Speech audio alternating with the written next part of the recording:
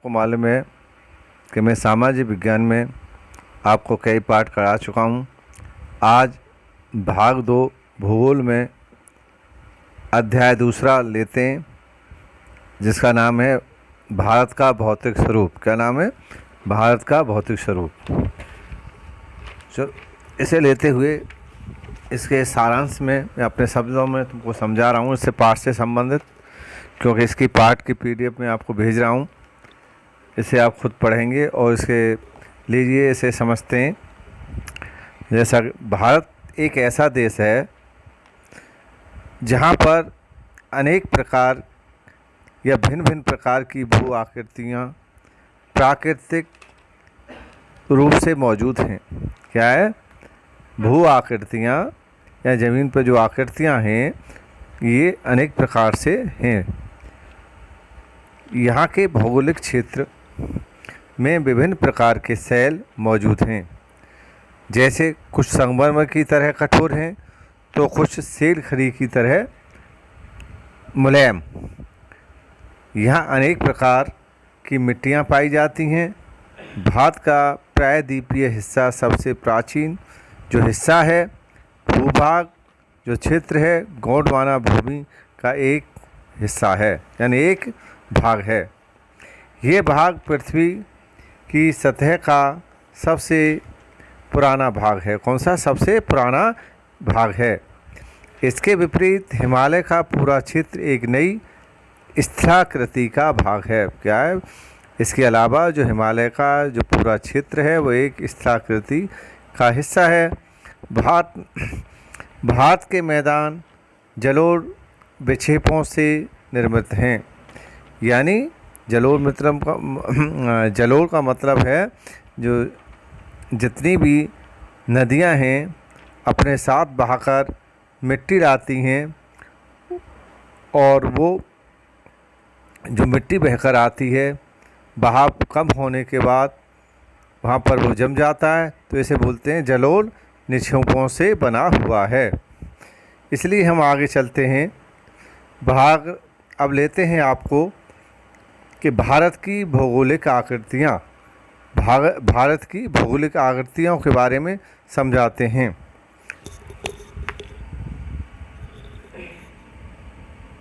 क्या है?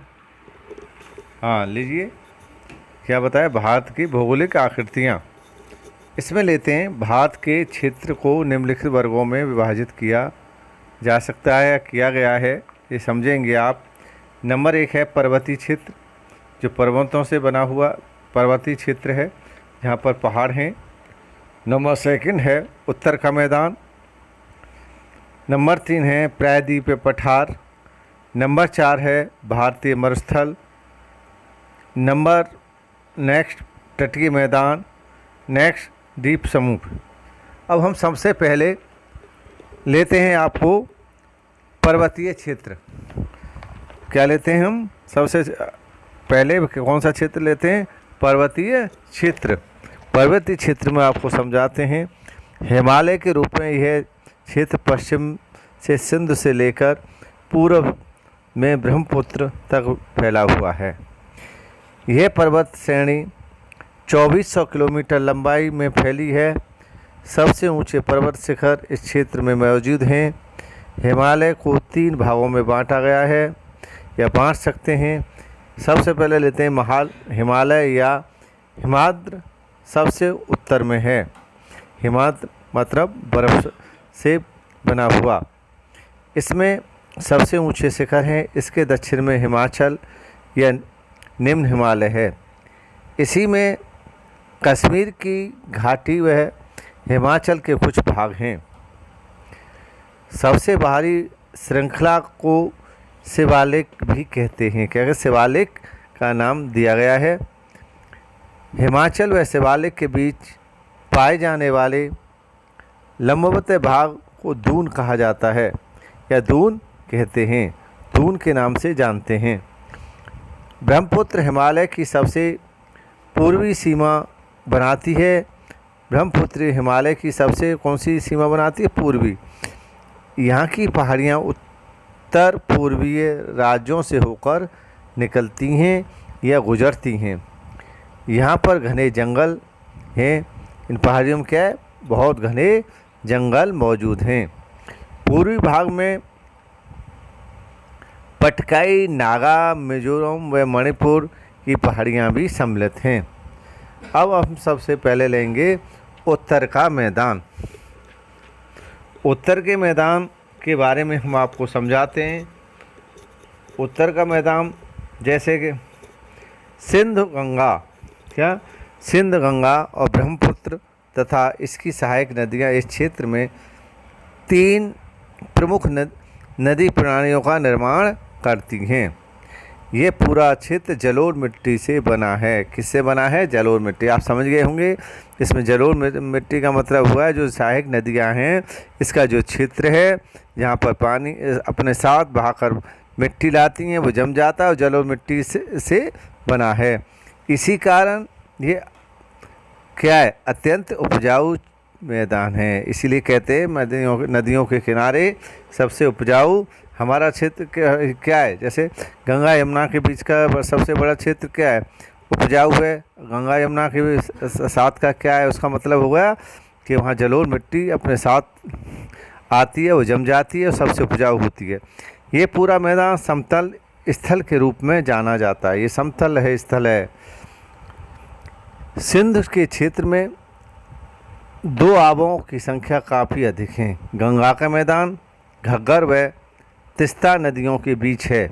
इसका विस्तार हरियाणा, दिल्ली, उत्तर प्रदेश, बिहार, झारखंड व पश्चिम बंगाल तक है। इसके आगे ब्रह्मपुत्र का मैदान है जो विशेष रूप से असम में स्थित है। अभी इसके आगे हम लेंगे, आपको लेते हैं प्रायद्वीपीय पठार। प्रायद्वीपीय पठार में लेते हैं आपके लिए। यह क्षेत्र पुराने क्रिस्टलीय, आग्नेय व रूपांतर शैलों से बना हुआ है। किससे बना हुआ है?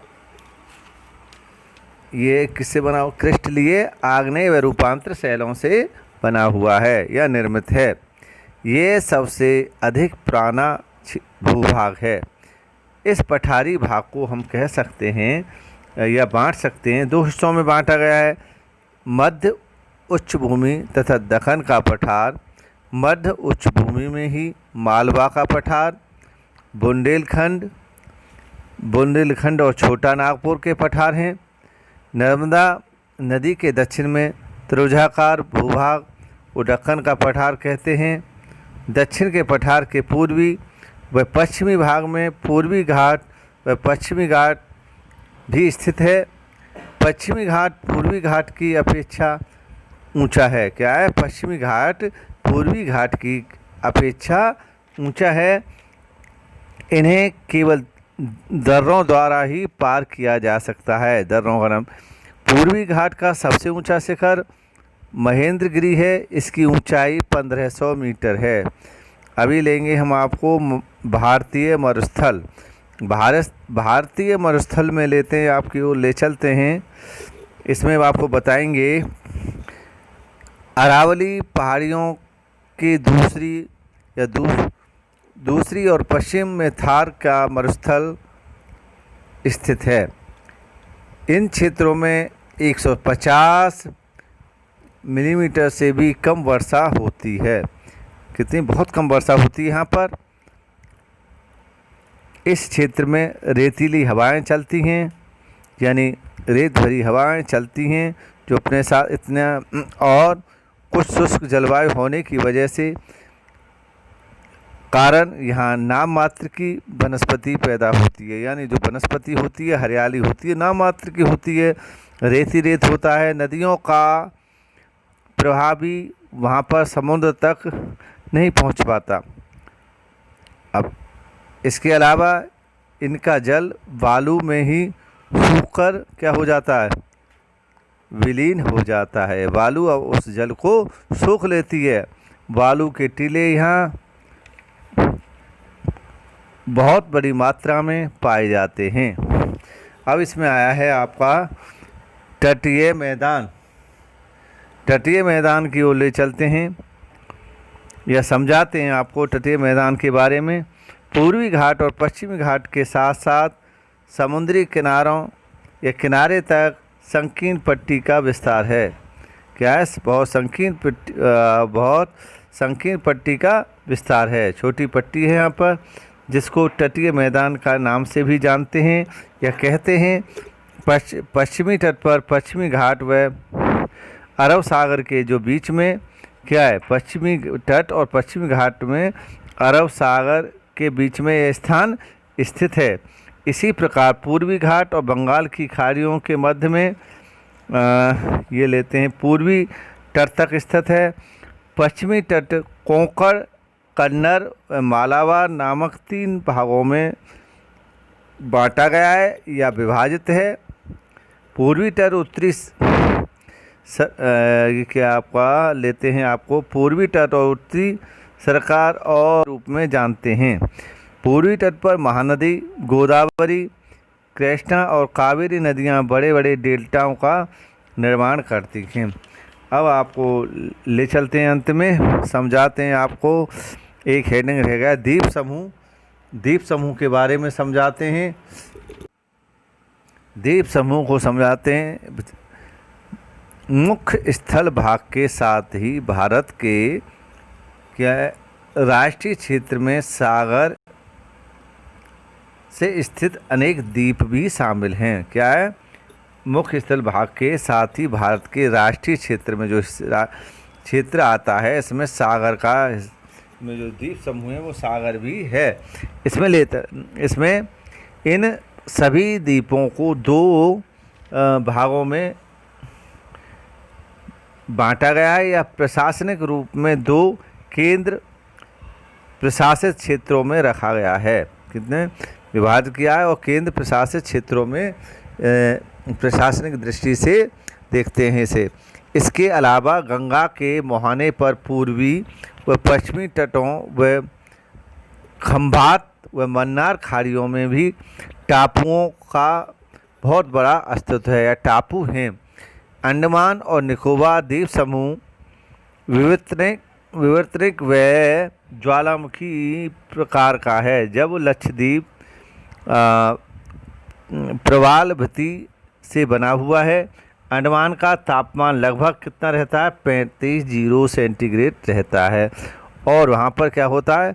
बहुत अधिक बारिश होती है और यहाँ का पूरा क्षेत्र भूकंप प्रभावित क्षेत्र है। भूकंप के झटके आते रहते। यहाँ पर सक्रिय ज्वालामुखी स्थित हैं। क्या है?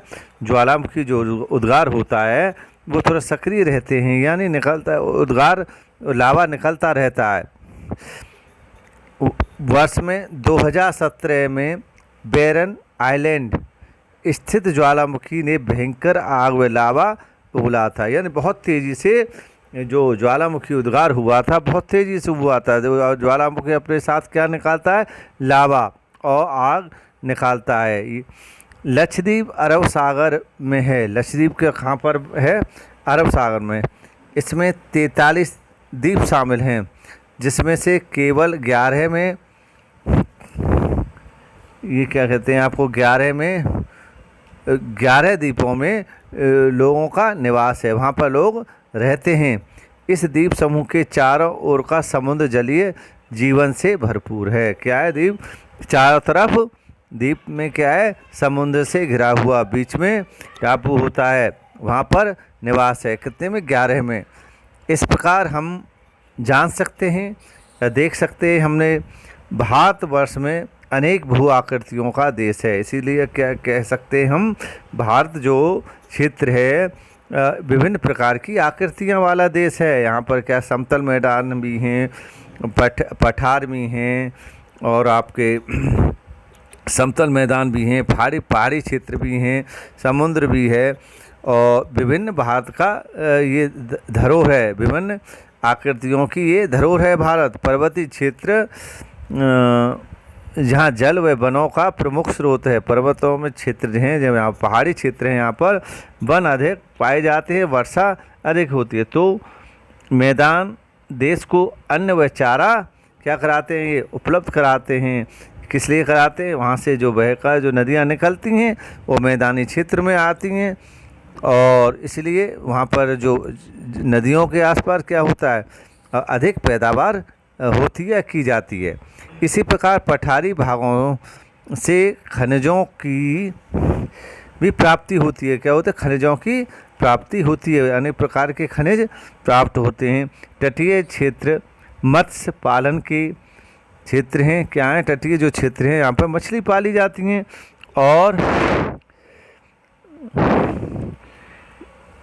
और अंत में देश के लिए ये प्राकृतिक स्वरूप भविष्य में अनेक संभावनाओं को साकार करने का उपागम बनेंगे। यह धरोहर के लिए ये संभावनाएं वाला साकार करने के लिए हैं, जो बहुत सारी चीज़ें हैं। और इसमें बहुत सारे शब्द आए हैं हमारे साथ, इन शब्दों की ओर ले चलते हैं। इस पाठ से संबंध इसमें आया था सबसे उच्चावच। उच्चावच जो शब्द है, इसको समझने के लिए धरातल अथवा समुद्र की तलहटी पर प्राकृतिक रूप से पाए जाने वाले ऊंचाइयों के अंतर को, जो ऊंचाई होती है उसके अंतर को हम क्या कहते हैं, ज़मीन से लेकर समुद्र की तलहटी तक जो ऊंचाई का जो अंतर है उच्चावच के नाम कहा जाता है। पर्वत पृथ्वी के धरातल का ऊपर की ओर उठा हुआ एक भाग जो काफ़ी ऊंचा होता है उसे साधारण तथा तीव्र ढालों वाला होता है, इसे पर्वत का नाम दिया गया है। पठार, अभी पठार है, पठार आप जानते हैं विस्तृत ऊपर उठा हुआ एक भूभाग जिसके ऊपर का भाग अपेक्षाकृत कैसा, ऊपर का भाग कैसा होता है, समतल होता है और किनारों पर क्या होती है, तेज ढाल वाले होते हैं, यानी किनारे होते हैं ढालूनुमा होते हैं और ऊपर समतल मैदान होता है। इस मैदान, अब ये मैदान कौन से होते हैं, समतल अथवा बहुत कम ढाल वाली भूमि का एक विस्तृत क्षेत्र जहाँ पर कोई ढाल वगैरह या ऊंचाई नहीं होती है, समतल मैदान होता है। इसका समतल मैदानों का बहुत बड़ा क्षेत्र होता है।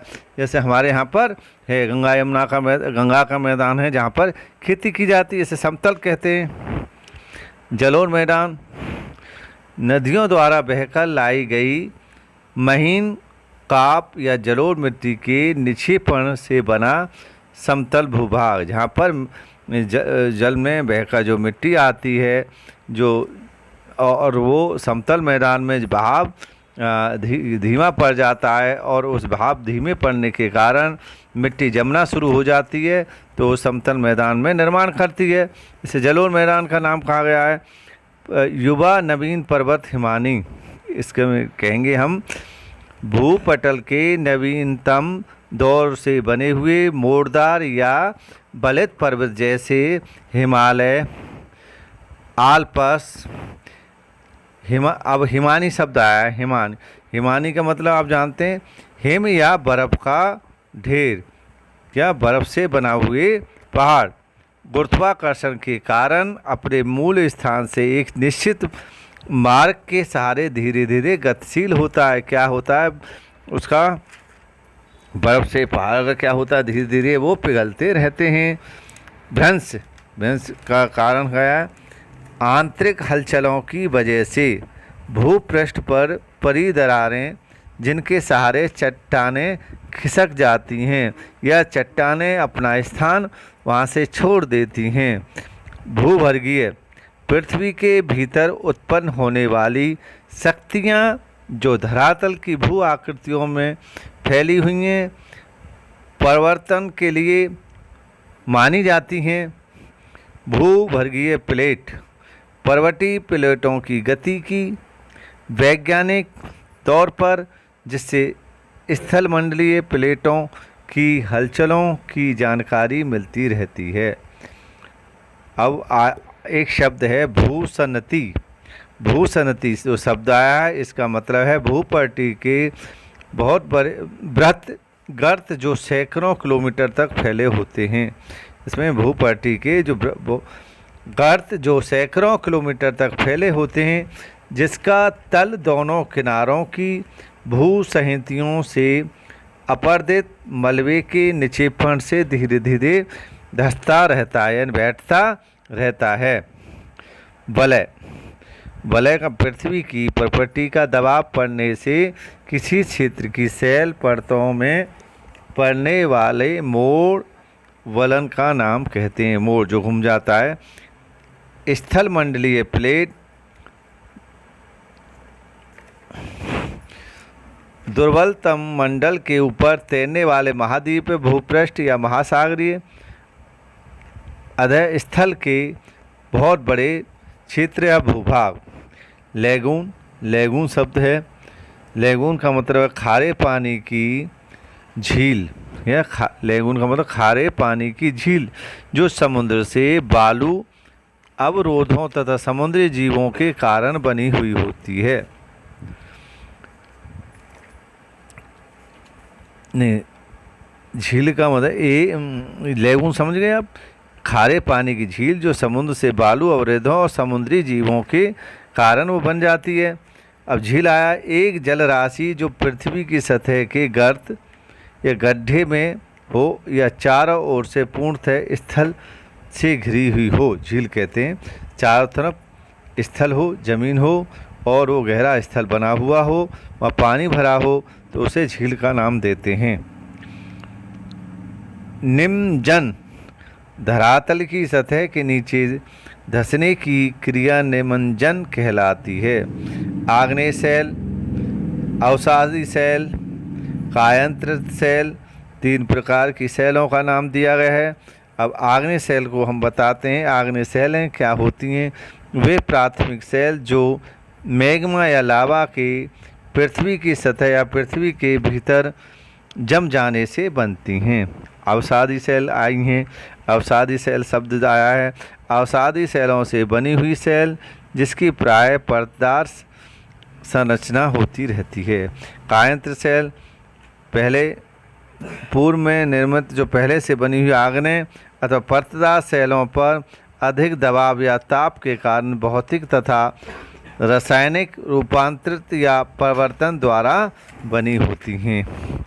अभी इसमें आया बागर। बागर किसे कहते हैं? पुरानी जलोढ़ मिट्टी द्वारा बना हुआ निर्मित समतल क्षेत्र। बागर का मतलब है जो जहाँ पर जल बहकर आता है और जल अपने साथ जो मिट्टी भाकर लाता है, जो जम जाती है, जो बहुत पुराने समय पर वहाँ पर पानी का बहाव आया है, लेकिन बहुत लंबे समय से वहाँ पानी नहीं आया है। जो क्षेत्र वहाँ पर बना हुआ होता है उसे बागर का नाम दिया जाता है, जो बहुत बड़े क्षेत्र में के साथ होता है। अब खादर।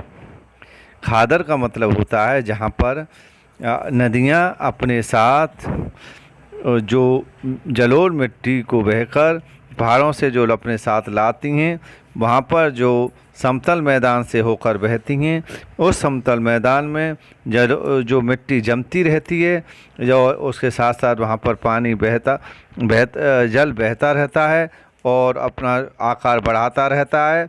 यानी बहुत बड़े क्षेत्र में जल आता रहता है और कुछ समय के लिए उसका आकार कम हो जाता है पानी, और उस क्षेत्र को खादर का नाम, उसके किनारे जो नदियों का जो किनारे आसपास का जो क्षेत्र होता है उसे खादर का नाम दिया गया है। इसलिए कहा गया है नवीन जलोढ़ मिट्टी द्वारा जो बना हुआ समतल क्षेत्र होता है उसे खादर कहते हैं। अब आप इस पाठ के बारे में समझ चुके होंगे। थोड़ा सारांश को इसके मैंने इस अध्याय से संबंधित जो एनसीईआरटी की पाठ्य पुस्तक में दिया गया है उससे संबंधित उस सारांश को मैंने आपको समझा दिया है, तो शायद आप समझ चुके होंगे और इस पाठ का अध्ययन स्वयं भी करेंगे। इसकी PDF मैंने डाल दी है। इसके अलावा कल मैं आपको इससे संबंधित क्वेश्चन आंसर भेजूंगा।